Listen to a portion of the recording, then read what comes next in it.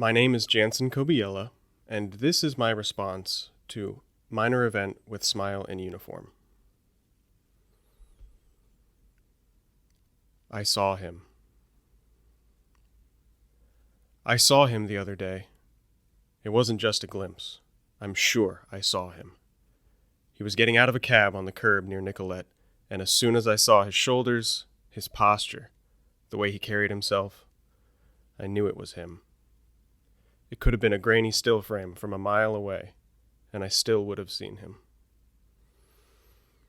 I wanted to call out to him, but some unmentionable embarrassment stopped me from making a scene. He was probably too far away to hear me anyway, and I doubt if he would have recognized my voice in the way I might have called out his name. 4 lanes of rush hour traffic going both ways between us. I wanted to jump over the gutters and run through the commuters across to him and spin him around so I could see his face, so he could see me. I hadn't seen him since. What do you say when something stops you from remembering? And what is that thing? Forget it. He had on a long brown coat, wore the waist ties loose like an old gumshoe. Smoke spiraled around the brim of his hat when he ducked back into the cab for a second to grab his big paper grocery bag. I'll bet there's stuff he picked up for his family in there. He steps up onto the curb, the cab peels away, and my heart sinks when he becomes another invisible pedestrian because, just like that, I lost him again.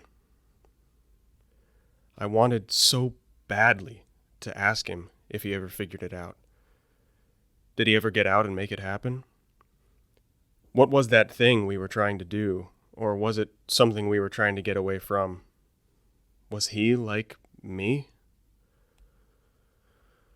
Was there a part of him that was still back there, way back where we left our most alien ambitions?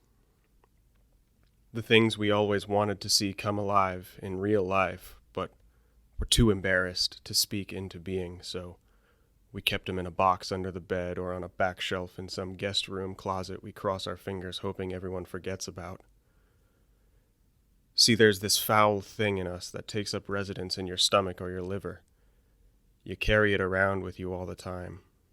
It spoils what you thought was going to be a fine meal because, as good as it tastes, as soon as it hits that raw and red part of your guts, it turns painful like it wants to punish you or make an example of you. Did you do something to deserve it?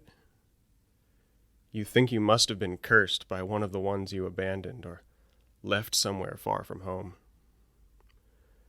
You want to find some medicine for the thing.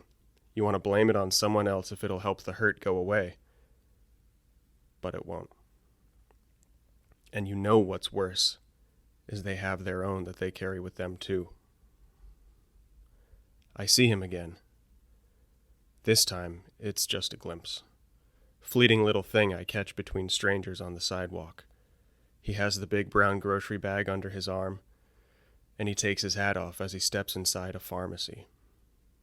What will he say when he sees me? Long time no see. Saw you dropped this a while back. Thought you might want it. Here's the part that's been missing from that broken machine inside you, pal. Good as new. I follow in after him, and when I ask the clerk where he went, the kid points to the back of the store. I glide down aisles of glossy celebrity crushes, drugstore lipstick, and Hershey bars, and when I reach the end, there's the back door closing. It's big and metal and says "Deliveries Only" in red, and it's the only place he could have gone. The door is determined, but I stop it from shutting and look out into the alley. It's deserted. I start to get that hurt you feel down in your stomach or your liver where it says "Deliveries Only" in raw, painful red. Then I remember his face. Warm and smiling for just a second when he got out of that cab. He had been away since... But he's home now. The hurt untwists a little bit better. I double back to the front and ask the clerk if he saw him. Did he say anything? Yeah, He saw you.